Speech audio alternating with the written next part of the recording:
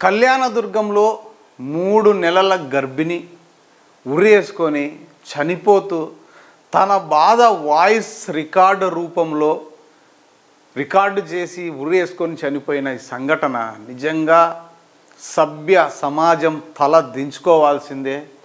ముఖ్యంగా పోలీసుల పైన ఆమె ఎంత బాధ అనుభవించింటే పోలీసుల పైన చెప్తారు.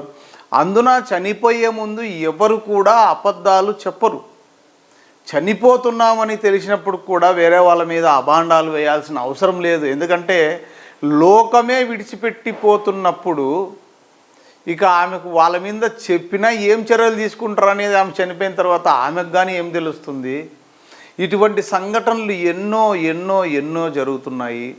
పోలీస్ స్టేషన్లకు వెళ్తే ఈరోజు పోతే ఈరోజు పని ఉంది, సార్ లేరు, ఎస్ఐ ఉంటే సిఐ ఉండరు, సిఐ లేరని ఎస్ఐ మీద రేపురా ఎల్లుండిరా పనులు వదులుకొని వారు నిజంగా మానసికంగా ఎంతో క్షోభించి వాళ్ళ మనసును చంపుకొని ఇలా పోలీస్ స్టేషన్కి వస్తే ఏదో న్యాయం జరుగుతుంది కదా అని పోలీసుల దగ్గరికి వస్తే కూడా పోలీసులు పట్టించుకోకపోతే ఇంక ఎక్కడికి వెళ్ళాలి?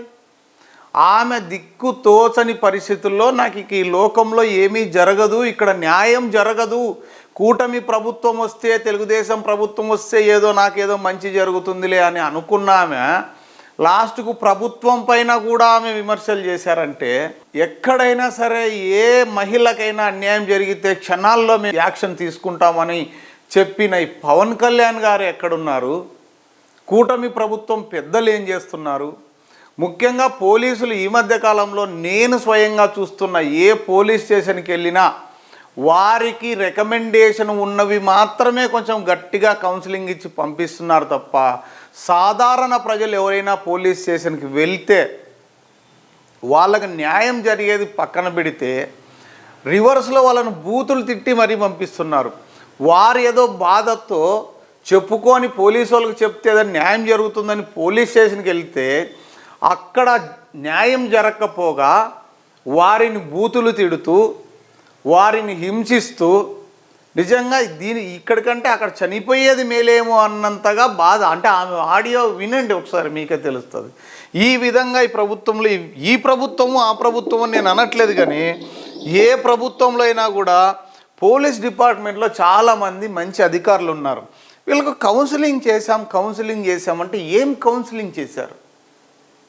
ఆమెకు ఒక భరోసా కల్పించలేకపోయారు. కనీసం ఆమె చనిపోకుండా ఆపగలిగింటే, అమ్మా నీ సమస్య ఇది, నీకు ఈ విధంగా చేసాం, పోనీ ఎవరైనా మహిళా కానిస్టేబుల్సో మహిళా ఎస్ఐలో ఎవరెవరు ఉంటే ఈమె పరిస్థితికి కారణాలు ఏంటి, కనీసం వాళ్ళ కోసం ఒక గంట సేపు కేటాయించే సమయం కూడా వాళ్ళకి లేదు, వెచ్చించరు. ఎందుకంటే గంట సేపు వీళ్ళ కోసం సమయం వెచ్చిస్తే మిగతా వాళ్ళు అంటే కలెక్షన్స్ ఏవైతే వస్తాయో, ఏవైతే డబ్బులు వచ్చే కేసులు ఉంటాయో, ఏవైతే పైనుంచి రికమెండేషన్లు ఉంటాయో అవి మాత్రమే గట్టిగా పట్టుకొని దానిలో మాత్రం సెటిల్మెంట్లు చేస్తారు తప్ప ఇలాంటి పిల్లలు చూడండి. ఈ పెద్ద బిడ్డకు కూడా అంటే ఇప్పుడు ఆల్రెడీ 3 నెలల గర్భిణి, కనీసం ఉన్న పెద్ద బిడ్డకు కూడా కనీసం న్యాయం చేయండి అని వేడుకొని ఆమె చనిపోయిందంటే ఆ పెద్ద బిడ్డకు కూడా న్యాయం జరుగుతుందని నేను అనుకోవట్లేదు. ఈ ఎవరైతే విధుల్లో తాత్సారంగా ఆమెకు న్యాయం జరగకోకుండా చేశారో ఆ సిఐని కావచ్చు, ఆ పోలీసు సిబ్బందిని కావచ్చు ఖచ్చితంగా సస్పెండ్ చేసి తీరాల్సిందే. ఎందుకంటే ఎందుకు చెప్తుంది ఆమె ఇచ్చిన కంప్లైంట్ వేరు, దాన్ని వేరే విధంగా మీ ఇష్టం వచ్చినట్లు మీరు రాసుకొని, ముఖ్యంగా ఇష్టం వచ్చినట్టు రాసుకుంటే తెల్ల పేపర్లో సంతకాలు పెట్టించుకుంటారు. పోలీస్ స్టేషన్కి పోతే ఆ మ్యాటర్ ఏమీ రాయకోకుండా 1కి 2, 3 దానులు పెట్టించుకొని ఇలాంటివి ఏమైనా జరిగినప్పుడు ఇదిగో ఆమె సంతకం పెట్టిందని మీరు ఏదైతే రాసి ఈ విధంగా చేస్తున్నారు. తెల్ల పేపర్లో సంతకం పెట్టించుకునే రైట్స్ ఎవరు ఇచ్చారు మీకు? కంప్లైంట్ ఏదైతే ఇస్తే దాన్నే పెట్టాలి, కానీ మీరు మార్చి కంప్లైంట్ రాసి ఆ రికమెండేషన్లు ఎవరైతే ఉన్నారో వాళ్ళ భర్తకు కావచ్చు వాళ్ళకు కావచ్చు మీరు సపోర్ట్ చేసి ఈరోజు ప్రాణం పోవడానికి కారణమైన మిమ్మల్ని ఏం చేయాలి? నిజంగా ఇలాంటి వాళ్ళకి శిక్ష పడాలి. శిక్ష పడేదే కాదు, వాళ్ళ శాలరీలో నుంచో లేకపోతే వాళ్ళ డబ్బులు పిఎఫ్ డబ్బులో ఏమన్నా ఉంటే ప్రభుత్వం అవన్నీ తీసి ఈ ఉన్న బిడ్డ కన్నా కూడా కనీసం ఇయ్యాల. ప్రభుత్వం ఇప్పటికైనా చర్యలు తీసుకోవాలి. ఇలాంటి సంఘటనలు జరగకూడదంటే ఖచ్చితంగా ఈయన చెప్తున్నారు మేము కంప్లైంట్లు ఇచ్చింటే మేము 498 కట్టినాము, వారి మీద ఇంకో కేసు ఏదో కట్టినామని చెప్తున్నారు. కేసు కట్టినాము, తర్వాత కౌన్సిలింగ్ చేశాము. ఏం కౌన్సిలింగ్ చేసింటే ఆమెకు ఒక భరోసా కల్పించింటే ఎందుకు చనిపోతుంది ఆమె? ఎందుకు మీ పైన ఆరోపణలు చేస్తుంది? కనీసం అసలు మాట్లాడాలంటేనే నాకు బాధ అనిపిస్తుంది. ఇలాంటి వ్యక్తులు కనీసం డబ్బులు వచ్చేదానికి మాత్రం బ్రహ్మాండంగా అర్ధరాత్రి వరకైనా పని చేస్తారు. 1 లక్ష 2 లక్షలు డబ్బులు వస్తాయంటే మాత్రం రాత్రి 12 వరకైనా కూడా పని చేస్తారు పోలీస్ స్టేషన్లో ఉండి. కానీ ఇలాంటి పేదలు, అన్యాయం జరిగిన వాళ్ళు న్యాయం కోసం వస్తే గంటలు గంటలు వెయిట్ చేపిస్తారు. పోనీ వెయిట్ చేపించి న్యాయం ఏమైనా జరుగుతుందా? కనీసం వాళ్ళకి ఒక 2 నిమిషాలు కూడా టైం ఇయ్యరు. అమ్మ రేపు రాపో, ఏమమ్మా వినే ఓపిక కూడా ఉండదు. ఏంటిది? నిజంగా కలెక్షన్లలో మాత్రం బ్రహ్మాండంగా కలెక్షన్ కింగుల మాదిరి ఉన్నారంట.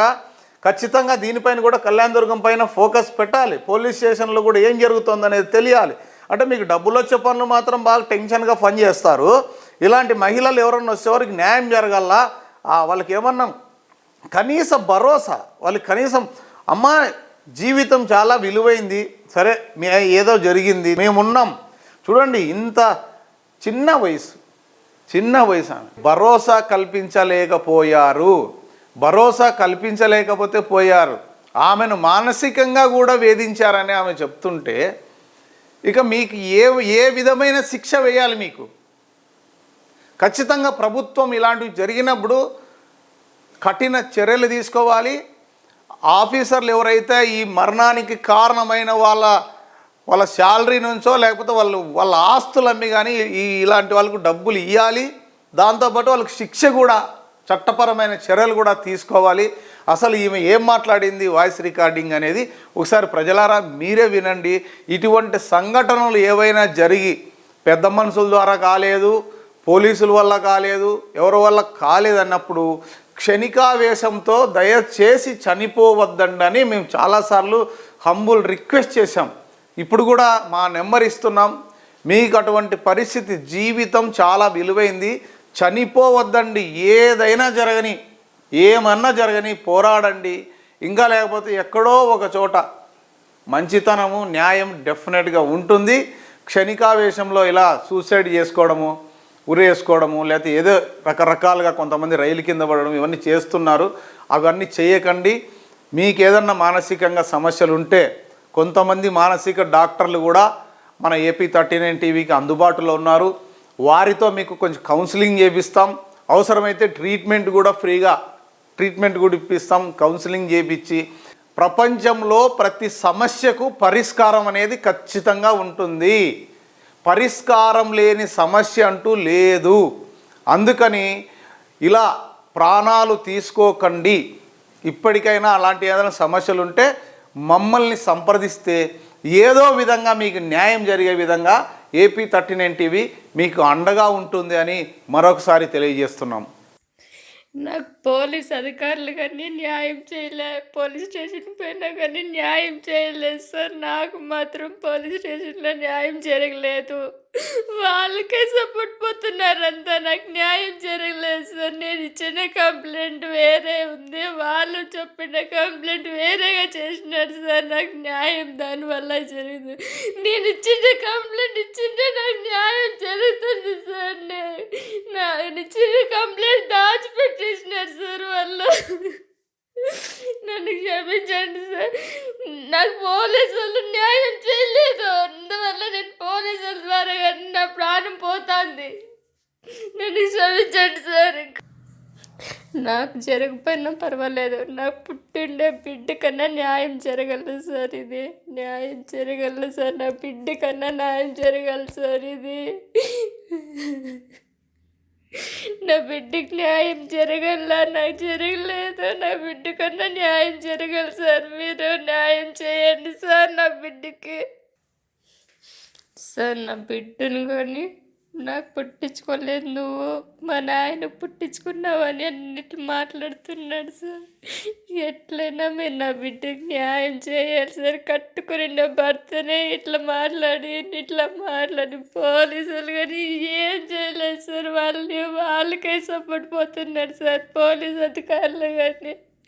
నా చావు కారణం పోలీస్ అధికారులు కానీ సార్. నా చావు కారణం పోలీస్ అధికారులు కానీ సార్. టీడీపీ ప్రభుత్వం కానీ నాకు కాదు. నా చావుకి కారణం టీడీపీ ప్రభుత్వం కానీ సార్. వాళ్ళు కానీ సార్. నా చావు కారణం టీడీపీ ప్రభుత్వం కానీ నా చావు కారణమే.